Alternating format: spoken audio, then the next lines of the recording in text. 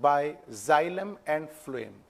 Xylem is mainly water conducting vascular tissue and phloem is a food conducting vascular tissue. Xylem conduct the water along with dissolved mineral in vertically upward direction only. That is, the function of xylem is unidirectional.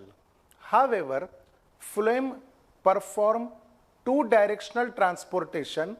Initially, the food which is synthesized in the leaf is transported in the downward direction, that is in the root. This is downward flow of the food. But depending on the season, if leaves are fall down completely, not a single leaf is present on the plant, then at that particular time, food material which was stored in the root now get flow back in vertically upward direction. That's why we can say that phloem transportation is bidirectional, that is downward as well as upward. However, in spite of this, the conduction through the xylem is only in one direction. So let us move with the detailed aspect of phloem transportation. देखिए, phloem transportation के लिए एक plant body हम यहाँ पे draw करते हैं. For example, this is stem and this is root and leaf which perform the function of photosynthesis and first time store the food material. देखिए, एक लेक्चर में मैं आपको बताया था कि सोर्स किसे कहते हैं और सिंक किसे कहते हैं. Source is that part of the plant which synthesize or store the food material. In this case, leaf act as a source of food because by the process of photosynthesis this leaf synthesize the food. That's why it act as a source. And the required part, जिस organ को food material की जरूरत है, need है, वो need energy के लिए भी हो सकती है और फूड की जरूरत स्टोरेज के लिए भी हो सकती है. जिस ऑर्गन को फूड का जरूरत है उसे कहा जाएगा सिंक. यहां पर हम रूट को सिंक कंसीडर करते हैं क्योंकि रूट फूड मटेरियल को अपने अंदर स्टोर करने का काम करती है. अब देखिए, फ्लोएम का जो ट्यूब है वो अपन थोड़ा यहां इलेबोरेटेड ड्रॉ करते हैं येलो कलर से. तो for example, this is phloem tube. Okay, and this phloem moves downward up to the root. Suppose कर लीजिए कि यहां पे एक ब्रांच है और इस ब्रांच के एंड में है shoot apical meristematic cell. Okay, तो इसको थोड़ा सा बड़ा ड्रॉ करते हैं with white marker. So suppose this is our branch which terminate on the shoot apical meristem, or it may act as a bud. Bud means that point on the branch which sprout to continue in the branch or to produce the new branch. मतलब बड ये ऐसा point है जहां से नई branch develop होना शुरू होगी. तो फ्लोएम का जो ट्यूब है इसकी एक ब्रांच यहां पर भी कंटिन्यू होगी, मतलब बड के अंदर, वो भी हमको सेम कलर से ड्रॉ करना पड़ेगा. सो this is suppose another branch of the phloem. अब यहां पे देखिए, बड फोटोसिंथेसिस परफॉर्म नहीं करेगा लेकिन उसको फूड की जरूरत है ताकि ये बड फूड मटेरियल से एनर्जी विड्रॉ कर सके और एनर्जी की हेल्प से नई ब्रांच को प्रोपोगेट कर सके. रूट भी फोटोसिंथेसिस परफॉर्म नहीं कर सकता है क्योंकि अंडरग्राउंड है, नॉन क्लोरोफिलस है, पर रूट को फूड मटेरियल स्टोर करना है, इसीलिए रूट को भी अपन सिंक नाम देंगे. तो हमारे पास में दो सिंक हैं, bud as well as root. Both are the sink of food and source of food हमारे पास में है लीफ. सो दिस लीफ, पहले हम फ्लोएम के बारे में जान लेते हैं कि फ्लोएम कंसिस्टिंग ऑन 4 मेंबर्स. जैसा कि एनाटॉमी ऑफ फ्लावरिंग प्लांट में मैं आपको बताया था, phloem parenchyma, companion cell sieve cells और sieve tube and phloem fibre, इन 4 एलिमेंट में से सिर्फ phloem fibre non living lignified होता है, यानी लिग्निन से सेल वॉल बनी हुई होती है फाइबर की। लेकिन फाइबर से पहले जो 3 एलिमेंट हैं, phloem parenchyma, companion cell and sieve tube cells, ये सब के सब लिविंग होते हैं। इनमें भी फ्लोएम पैरेन्काइमा जो है ये स्टोरेज और सिक्रीशन का काम करेगा। कंडक्शन में मींस फूड को ट्रांसलोकेट करने में 2 मेंबर्स का इंपॉर्टेंट रोल होता है, कंपेनियन सेल का और सीयू ट्यूब्स का। ये दोनों भी सेल एक दूसरे से कनेक्टेड होते हैं, एक दूसरे से एडजेसेंट होते हैं। So let us consider this is sieve tube cell which is cylindrical in nature, okay, and just adjacent to this CU tube there is a companion cell। ये जो पिंक कलर से ड्रॉ कर रहा हूं, मान लीजिए कि this is a companion cell. So companion cell and this cylindrical structure is nothing but the CU tube.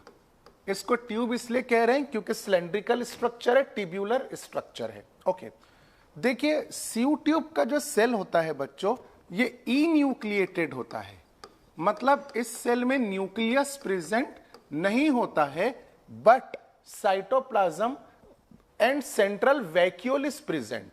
Vacuole को थोड़ी देर के लिए छोड़ दो, साइटोप्लाज्म प्रेजेंट है बट न्यूक्लियस इज अब्सेंट। अब अगर न्यूक्लियस प्रेजेंट नहीं होगा तो इस सीयू ट्यूब सेल के फिजियोलॉजिकल डिसीजन कौन लेगा, क्योंकि डिसीजन लेना न्यूक्लियस के हाथ में होता है। न्यूक्लियस के अंदर डीएनए प्रेजेंट होता है in the form of chromosome, तो न्यूक्लियस ही प्रेजेंट नहीं है। बाजू में आइए companion cell. So this companion cell contain cytoplasm as well as nucleus. So this is nucleated companion cell. The nucleus of companion cell take the decision for both kind of cell, decision of companion cell as well as decision of the CU tube cell। अब आप लोग ये बात तो जानते हैं कि जब 2 प्लांट सेल एक दूसरे से एडजेसेंट होते हैं, कनेक्टेड होते हैं, तो इन दोनों प्लांट सेल के दरमियान कॉमन गैप्स होते हैं जिससे मटेरियल का एक्सचेंज हो सकता है, and these common gaps are called as what? Yes, these common gaps are called as plasmodesmata। Complete एक ही वर्ड है पर जगह के हिसाब से आप देखिए, plasmodesmata is a junction between 2 adjacent plant cell। Through this plasmodesmata material can be exchanged from one cell to another cell। Okay, अब इन दोनों में भी फूड को कंडक्ट करने के लिए बनाया गया है सीयू ट्यूब सेल, यानी फूड सीयू ट्यूब में आएगा और फिर कंडक्ट होगा। ये एक सीयू ट्यूब है। मान लीजिए बच्चों कि इसके नीचे और एक सीयू ट्यूब सेल है, that is like this. So this are the 2 sieve tube cell which are connected with each other. ऊपर का सेल सीयू ट्यूब और नीचे का सीयू ट्यूब जब ये एक दूसरे से कनेक्ट होते हैं तो इनके बीच में जो कॉमन वॉल है, सबसे पहले तो ये समझ लीजिए आप कि ये नीचे की जो वॉल होती है, हॉरिजॉन्टल वॉल, इसे कहते हैं एंड वॉल। ओके, और वर्टिकल वॉल जो होती है बच्चों, इसे कहते हैं टेंजेंशियल वॉल। ओके, तो 2 sieve tube cells are connected with each other with the help of their end wall. अब एंड वॉल जो है वो कंप्लीटली फिल्ड है। होता यह है कि एंड वॉल जब एक दूसरे से अटैच होगी तो एंड वॉल में छोटे छोटे होल्स हो जाते हैं। These holes are called as sieve pores. Sieve pores.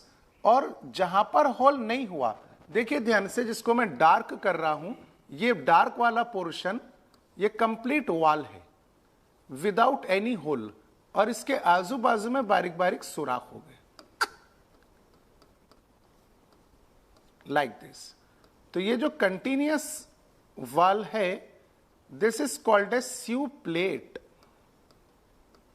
which is operated by P protein. ये P protein पर एंट्रेंस एग्जाम में क्वेश्चन आया था इसके पहले, तो याद रखिएगा कि P protein is associated with phloem, क्योंकि P का फुल फॉर्म ही फ्लोएम होता है।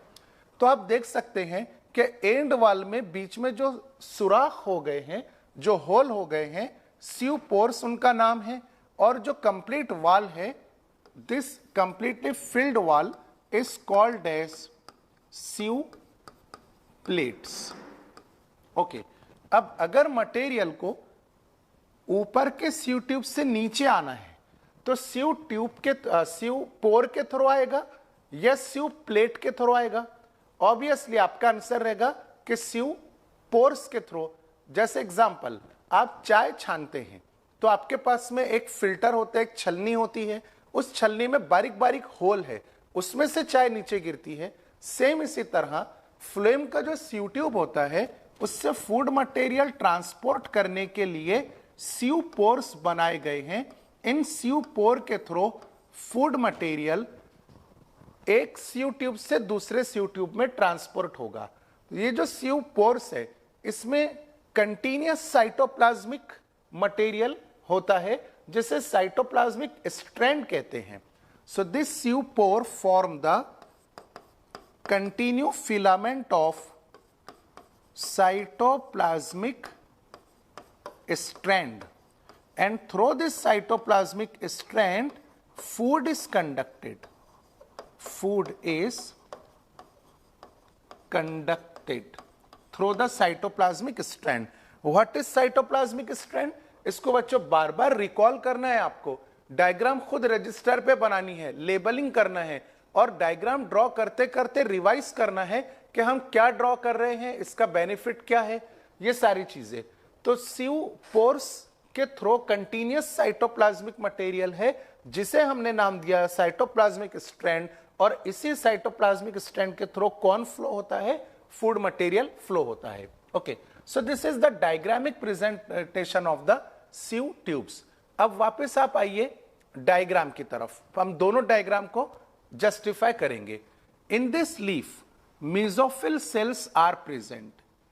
Let I am drawing with this pink color. This is suppose mesophyll cell. This mesophyll cell contain the chloroplast, and chloroplast is the site of photosynthesis. Okay, chloroplast ने photosynthesis perform किया, जिससे sugar तैयार किया in the form of glucose। तो दो glucose molecule मान लीजिए तैयार हो गए। ग्लूकोज रिड्यूसिंग शुगर है, क्योंकि उसके पास फ्री फंक्शनल ग्रुप होता है अल्डेहाइड। तो वो ग्लूकोज अगर फ्लोएम में आता है तो अल्डेहाइड के रिएक्टिविटी की वजह से ग्लूकोज फ्लोएम के सेल वॉल पर अटैच हो सकता है। इसीलिए लीफ क्या करता है कि दो ग्लूकोज मॉलिक्यूल में से एक को फ्रुक्टोज में कन्वर्ट कर देता है। तो आपके पास अब दो मॉलिक्यूल हो गए, एक ग्लूकोज और एक फ्रुक्टोज। ग्लूकोज का अल्डेहाइड, फ्रुक्टोज का कीटोन, दोनों एक में से ज्वाइन हो जाते हैं, ये बन गया आपका डाइसैक्राइड। क्योंकि ग्लूकोज और फ्रुक्टोज दोनों मोनोसैक्राइड है, तो they are connected to form the disaccharide, and this disaccharide is called as sucrose. समझ में आ रही बात? और सुक्रोज के पास में फ्री फंक्शनल ग्रुप नहीं है, क्योंकि अल्डेहाइड और कीटोन ज्वाइन हो चुके हैं, और फ्री फंक्शनल ग्रुप ना होने के कारण आप सुक्रोज को नॉन रिड्यूसिंग शुगर कहेंगे। नॉन रिड्यूसिंग शुगर का बच्चों बेनिफिट यह मिलता है कि फ्री फंक्शनल ग्रुप प्रेजेंट ना होने के कारण ये सुक्रोज जब फ्लोएम में आएगा तो सेल वॉल से चिपकेगा नहीं, अटैच नहीं होगा, बल्कि फ्रीली मूव हो जाएगा। इसीलिए ट्रांसपोर्ट होते समय सुक्रोज ट्रांसपोर्ट होती है, लेकिन सिंथेसाइज होते समय सिंथेसिस होता है ग्लूकोज मॉलिक्यूल का। ये आपको ध्यान रखना है। Synthetic form of carbohydrate is glucose, but transported form of carbohydrate is sucrose. अब हुआ ये कि मेसोफिल सेल ने ग्लूकोज तैयार किया, दो मॉलिक्यूल ग्लूकोज के दोनों भी एक दूसरे से ज्वाइन हो गए, ये बन गया आपके पास में सुक्रोज। अब सुक्रोज जाएगा कंपेनियन सेल में। यहां पर आ जाइए इस डायग्राम में, मान लीजिए कि इस साइड में है आपका मेसोफिल सेल, और मेसोफिल सेल ने क्या तैयार किया? सुक्रोज। यहां पे लिख देता हूं मैं sucrose. Is enter in which cell? In companion cell. अभी जरा ध्यान से देखिए, जब सोल्यूट यानी शुगर मॉलिक्यूल कंपेनियन सेल के अंदर पहुंच जाएगा, सॉरी स्यूट्यूब सेल के अंदर पहुंच जाएगा, तब आप ये कह सकते हैं कि सर फ्लोएम के अंदर लोड हो रहा है सुक्रोज, लोड हो रहा है sugar. It is called as phloem loading. तो फ्लोएम लोडिंग किसे कहेंगे? Entry of sugar in the sieve tube, entry of sugar in sieve tube cell is called as phloem loading। अभी सुक्रोज कहां पर आ गया है? कंपेनियन सेल के पास में। sieve tube के साइटोप्लाज्म अपनी एनर्जी एक्सपेंस करेगा और एनर्जी एक्सपेंस करने के बाद इस सुक्रोज को अपने अंदर एब्जॉर्ब कर लेगा। तो अब आप देखिए कि फ्लोएम लोडिंग हो रही है by expense of energy, and this type of process or this type of movement in which energy expenses is called as active process। तो फ्लोएम लोडिंग कौन सा प्रोसेस है बच्चों? एक्टिव प्रोसेस है, क्योंकि एनर्जी एक्सपेंड करने के बाद ही सीव ट्यूब ने अपने अंदर सुक्रोज को एब्जॉर्ब कर लिया। अब जरा अपना ध्यान बढ़ा दीजिए, यहां पर सुक्रोज मॉलिक्यूल आया, ये दूसरा सुक्रोज, तीसरा सुक्रोज, चौथा, बहुत सारे मॉलिक्यूल कंटिन्यू एक के बाद एक अंदर आ गए हैं।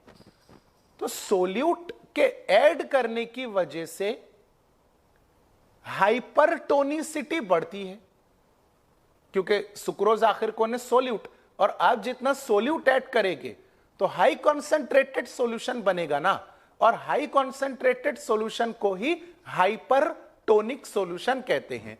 तो यहां पे लोडिंग के बाद, सुक्रोज की एंट्री के बाद सीव ट्यूब के अंदर हाइपर टोनिक सॉल्यूशन बन गया है। ओके, और यहां पर मान लीजिए आपके पास में xylem tube means xylem vessel जो वाटर को कंडक्ट करती है। तो ये xylem vessel, x vessel means xylem vessel और सीव ट्यूब के दरमियान बहुत ही स्मॉल कनेक्शंस होते हैं like this, and through this small connection water can be transport from one place to another place by the process of osmosis. अब ये आपको decide करना है, मैं आपको सिर्फ हिंट दे रहा हूं। हिंट ये है कि सीव ट्यूब में हाइपरटोनिसिटी जनरेट हो गई, और जाइलेम का जो वेसल है बच्चों, इसमें यानी वेसल में सीव ट्यूब के कंपैरिजन में कम सोल्यूट है। Vessel contain less solute and phloem sieve tube contain more amount of solute. तो जहां पे ज्यादा सोल्यूट रहेंगे वो हाइपरटोनिक, जहां पे कम सोल्यूट रहेंगे वो hypotonic. So xylem vessel is at hypotonic level and phloem sieve tube is at hypertonic level. Osmosis का डेफिनेशन आप याद कीजिए। So what happen in osmosis? Movement of water is taking place from hypotonic solution to hypertonic solution by crossing the selectively permeable membrane. तो यहां पे water की movement कहां से कहां होगी? फ्लोएम टू जाइलेम वाटर जाएगा या जाइलेम टू फ्लोएम आएगा? हाइपोटोनिक जाइलेम में है, इसीलिए वाटर मूव कर जाएगा। इसको मैं पिंक कलर की पेन से ड्रॉ करता हूं। Water molecule get moves from xylem into the sieve tube. Okay, अच्छे तरीके से इसको ध्यान में रखिए। कंपेनियन सेल ने एक्टिवली सुक्रोज मॉलिक्यूल लोड कर दिया सीव ट्यूब में। हाइपरटोनिसिटी बनने के कारण सीव ट्यूब ने जाइलेम वेसल से वाटर अपने अंदर कैप्चर कर लिया। तो अब सीव ट्यूब सेल के अंदर सॉल्यूशन क्रिएट हो गया। Solute plus solvent is called as solution. और बाकी नीचे का जो सीव ट्यूब सेल है बच्चों, यहां पे कोई भी सॉल्यूशन प्रेजेंट नहीं है, ये एम्प्टी है, बिल्कुल खाली है। मतलब जिस सेल में यानी ऊपर के सीव ट्यूब सेल में सॉल्यूशन तैयार हो गया, तो this cell is at high pressure area. बहुत इंपॉर्टेंट टर्म। जिस सेल में सॉल्यूशन क्रिएट हो गया वो हाई प्रेशर एरिया पर है, और जो सीव ट्यूब सेल खाली है, एम्प्टी है, ना सोल्यूट है ना सॉल्वेंट है, इसे कहेंगे the cell at low pressure area. Low pressure area. तो यहां पर एक थ्योरी है जो एडवर्ड मंच साहब ने प्रोपोज किए थे, उस थ्योरी का नाम है मास फ्लो हाइपोथेसिस और प्रेशर फ्लो हाइपोथेसिस। तो प्रेशर फ्लो का मतलब होता है movement of material from high pressure area to low pressure area. Example, आपके पास में एक पाइप है, एक बहुत लंबा पाइप है, उसके एक हिस्से में वाटर है, दूसरे पार्ट में वाटर नहीं है, क्योंकि दूसरा पार्ट ऊंचाई पर आपने रखा। अब जो पार्ट लोअर लेवल पे है, जिसमें वाटर है, आप उसको पैर से पुश कर दीजिए, प्रेस कर दीजिए, तो प्रेशर लग गया। प्रेशर की वजह से वाटर ऑटोमेटिकली ऊपर राइज हो जाएगा। सेम इसी तरह से एडवर्ड मंच साहब कहते हैं कि फ्लोएम में जो कंडक्शन होता है फूड मटेरियल का, वो हमेशा high pressure area to low pressure area होता है। तो यहां पे देखिए, high pressure which contain the solution, low pressure which did not contain any type of solution. So movement is always taking place from high pressure area to the low pressure area. यहां पर आपका complete solution आ जाएगा। समझ में आ रही बात? अब ऐसे करते करते नीचे एक और सीयू ट्यूब है जो खाली है, थर्ड सीयू ट्यूब। सेकंड के पास में ज्यादा प्रेशर है क्योंकि सॉल्यूशन आ गया है, थर्ड खाली है, एम्प्टी है, तो सेकंड अपने अंदर का मटेरियल किधर ट्रांसपोर्ट कर देगा? थर्ड में। So this is the flow of food from high pressure area to low pressure area. अब ऐसा करते समय मान लीजिए कि आपका जो फूड मटेरियल था वह फ्लोएम के सीयू ट्यूब के थ्रू रूट तक पहुंच गया है। रूट को अपन ने क्या नाम दिया बच्चों? सिंक, क्योंकि इसको फूड मटेरियल की जरूरत है, फूड मटेरियल की नीड है स्टोर करने के लिए। अब ये रूट क्या करेगा कि रूट के जो कॉर्टिकल सेल्स हैं, ध्यान से समझ लीजिए इस बात को भी, the cortical cell of the root, let us consider this is cortical cell, this cortical cell absorb the sucrose from the sieve tube. Solution नहीं बोला मैं आपको, सिर्फ सोल्यूट का नाम दिया। कॉर्टिकल सेल जो होता है वो सीयू ट्यूब से क्या खींच लेता है? सुक्रोज। सभी सुक्रोज मॉलिक्यूल एक एक करके खींच लिया, तो सोल्यूट खत्म हो गए, बचा कौन? सिर्फ वाटर यानी सॉल्वेंट। और बाजू में जाइलेम तो एज इट इज है ही, जाइलेम है ही बाजू में। पहले क्या था ऊपर कि जाइलेम में कम सोल्यूट थे, फ्लोएम में ज्यादा सोल्यूट थे, इसलिए जाइलम का वाटर फ्लोएम के अंदर चला गया। लेकिन रूट में अब यही कंडीशन इनवर्स बन गई।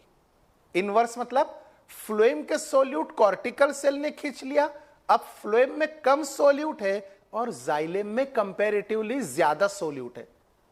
ओके, तो जाइलेम हो गया हाइपरटोनिक और सीयू ट्यूब हो गया hypotonic. Now what is osmosis? Movement of water from hypotonic to hypertonic. अब बच्चों वाटर किधर से कहां मूव होगा? Water is always moving from sieve tube to the xylem. तो जैसा फ्लोएम का लोडिंग हुआ था लीफ में, अब फ्लोएम का अनलोडिंग हो गया।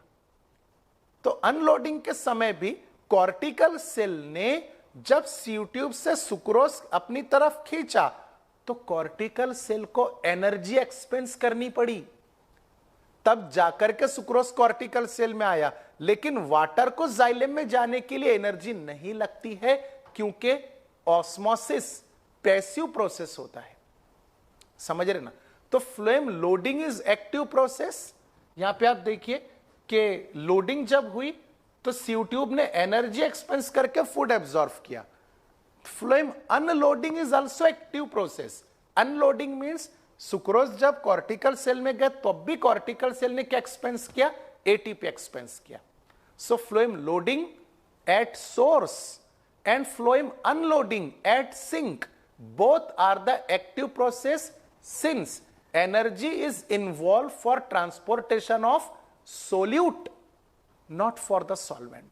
Solvent is always moving from hypotonic to hypertonic without expense of ATP. This process is called as osmosis. तो फ्लोएम लोडिंग के समय भी ऑस्मोसिस हुआ जाइलेम टू फ्लोएम, और फ्लोएम अनलोडिंग के समय भी ऑस्मोसिस हुआ फ्लोएम टू जाइलेम। ये बात बच्चों याद रखिए, बहुत इंपॉर्टेंट स्टडी है ये। तो यहां पे प्रेशर फ्लो हाइपोथेसिस भी एक्सप्लेन हुआ, और फ्लोएम का जो ट्रांसपोर्टेशन है वो भी एक्सप्लेन हुआ। अब दो तीन छोटी छोटी बातें हैं, आप अच्छा इसका स्क्रीनशॉट ले लीजिए। ओके, बेसिक पॉइंट्स है जो पहले पार्ट में दिए हैं कि भाई फ्लोएम से कौन सा मटेरियल फ्लो होगा। तो transport through the phloem involve, okay आप लोग बताइए कि फ्लोएम से ट्रांसपोर्ट कौन सा कार्बोहाइड्रेट होगा, ग्लूकोज ट्रांसपोर्ट होगा, फ्रुक्टोज ट्रांसपोर्ट होगा या सुक्रोज? एग्जैक्टली। तो through the phloem the main type of sugar which is transported is sucrose plus water. Xylem से वाटर आ गया था ना फ्लोएम में, along with sucrose and water some other sugar. ये एक्सेप्शनल माइनर केसेस है बच्चों, ये याद रखना जरूरी है, लेकिन याद रखिए कि मेजर अमाउंट में कौन ट्रांसपोर्ट होता है और माइनर अमाउंट में कौन ट्रांसपोर्ट होता है। तो other type of sugar, amino acids, growth hormones like cytokinin, abscisic acid, ethylene, they may be transported through the phloem. Next thing is about direction. What is the direction of phloem? तो direction आपको कहां देखनी पड़ेगी। अभी आप लोगों के mind में एक सवाल आ रहा होगा कि सर लीफ से फूड नीचे भी गया और लीफ से फूड साइड में ब्रांच में भी गया, तो ये तो मल्टी डायरेक्शन काम हो गया। Exactly, you are right, phloem transportation is multi directional, लेकिन यहां बुक में बाय डायरेक्शनल फ्लोएम के लिए जो वर्ड लिखा हुआ है वो with respect to base of the stem है, with respect to base of stem. देखिए मैं एक्सप्लेन करता हूं आपको। दिस इज प्लांट बॉडी पर वापस जाना पड़ेगा अपने को।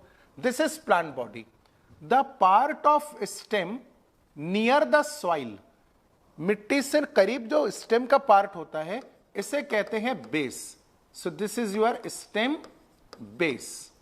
ओके, अब बेस की मूवमेंट देखना आपको। अभी फ्लोएम से फूड किधर आ गया बच्चों? नीचे। लेकिन अर्ली स्प्रिंग सीजन में क्या होता है कि पतझड़ का मौसम लगता है और इस प्लांट के सारे लीफ डिटैच हो जाते हैं। पतझड़ के मौसम में आप ट्री के पास गए, बहुत बड़ा दरख्त है लेकिन एक भी लीफ नहीं है, लीफ ढूंढते रह जाएंगे आप, not a single leaf is present. तो सवाल यह पैदा होता है कि सर अब एक भी लीफ नहीं है तो फोटोसिंथेसिस कौन परफॉर्म करेगा? फोटोसिंथेसिस परफॉर्म नहीं हो सकता। और दूसरी बात यह कि बर्ड को फूड की जरूरत है। अब ये लीफ ही मान लीजिए नहीं है तो फोटोसिंथेसिस परफॉर्म नहीं होगा, तो फूड इस बर्ड तक कैसे पहुंचेगा? अब इस बर्ड को तो भाई एनर्जी की जरूरत है, फूड की जरूरत है ब्रांच प्रोड्यूस करने के लिए। तो उस वक्त क्या होता है बच्चों, अर्ली स्प्रिंग सीजन में, कि रूट ने पहले से जो फूड स्टोर करके रखा था, अब यही रूट उसी फ्लोएम ट्यूब के थ्रू अपना फूड ऊपर सेंड करेगी, मतलब बर्ड की तरफ। तो मैं व्हाइट मार्कर से डायरेक्शन ड्रॉ कर देता हूं। इस डायरेक्शन में अब फूड ऊपर जाएगा, किसकी तरफ? उस बर्ड की तरफ जिसको फूड की जरूरत है, और यहां पे फिर फूड मिल जाएगा।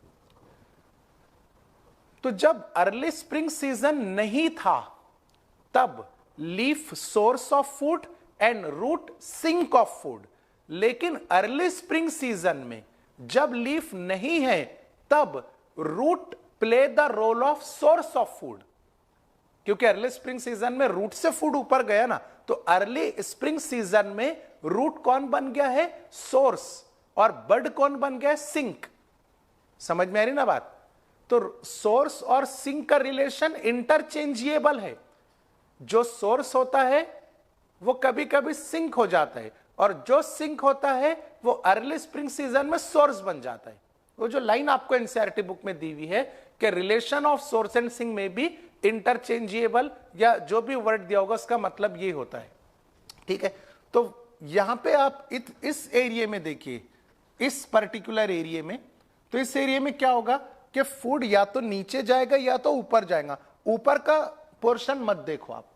तो according to the stem base, food में बी कंडक्टेड आइदर डाउनवर्ड और upward. Therefore in NCERT book ही used the word bidirectional movement. However अगर आप जाइलम देखते हैं तो जाइलम से वाटर इस एरिया में सिर्फ और सिर्फ ऊपर माइग्रेट करेगा।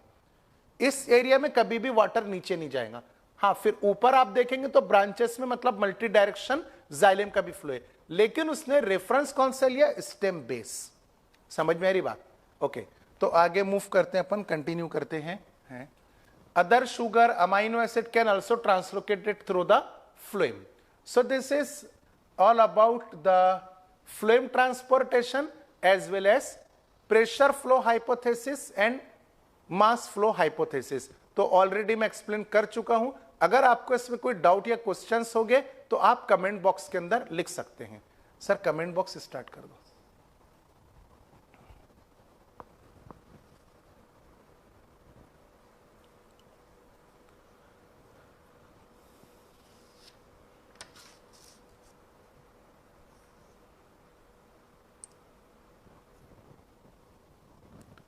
चलिए ठीक है, आप लिखते जाइए क्वेश्चन। इस चैप्टर का सबसे लास्ट पार्ट बच्चों लेने जा रहा हूं, गर्डल एक्सपेरिमेंट, जहां पे अपना चैप्टर एंड हो जाएगा, फिनिश हो जाएगा। सो दिस गर्डलिंग एक्सपेरिमेंट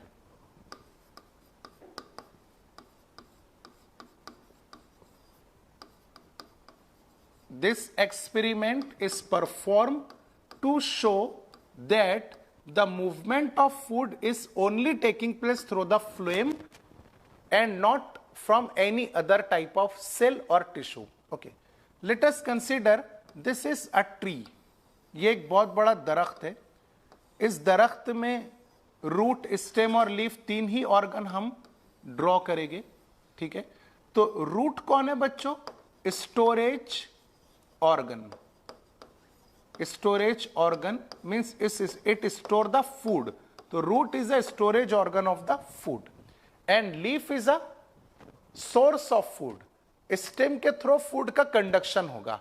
अभी साइंटिस्ट को पता करना था कि भाई कौन से सेल के थ्रू या कौन से ट्यूब के थ्रू फ्लेम कंडक्ट होता है, तो उन्होंने गर्डलिंग एक्सपेरिमेंट परफॉर्म किए। इस गर्डलिंग एक्सपेरिमेंट में क्या होता है, पहले आप ट्रांसफर सेक्शन देख लीजिए स्टेम का। तो स्टेम में सबसे बाहर की जो लेयर होती है बच्चों, this is epidermis. Okay, layer of the cells. Epidermis के नीचे होती है हाइपोडर्मिस।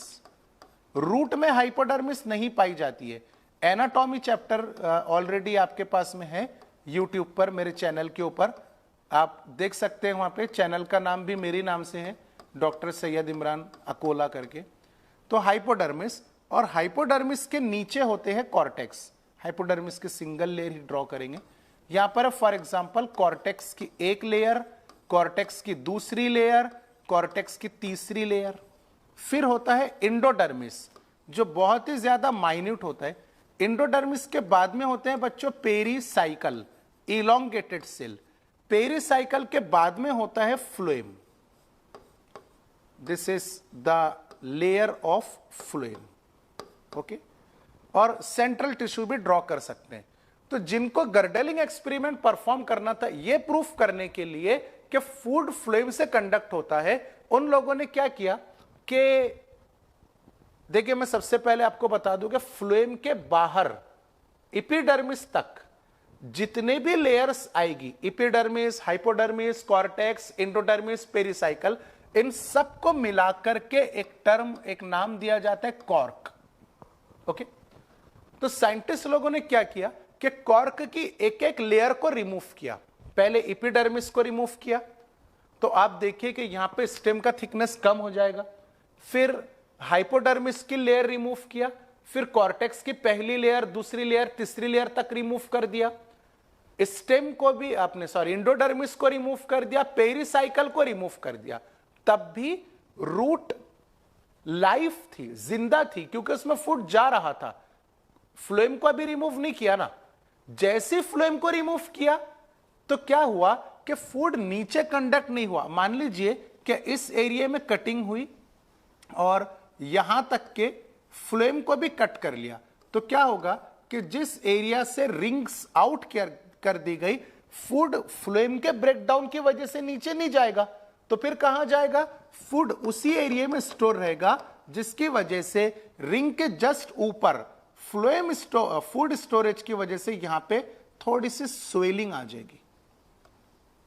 फूड ऊपर ही रुक गया ना, नीचे नहीं आ पाया, तो उस फूड के रुकने की वजह से स्टेम में क्या आ गई? स्वेलिंग।